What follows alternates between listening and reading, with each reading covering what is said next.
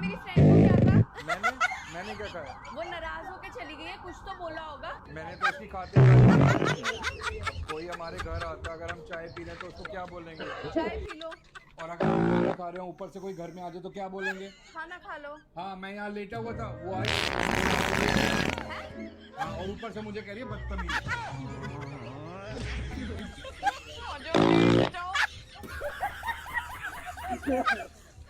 मेरी तो जिंदगी बर्बाद करके रखी है। कहाँ से रानी बना कर रखूं ना, नौकर बना कर रख दिया मुझे। दिन भर काम करते रहो, ये करो वो करो। तुम मुझे क्यों कराओगे? हाँ? तुम तो कुछ करते नहीं और मुझे भी करने नहीं देते हो।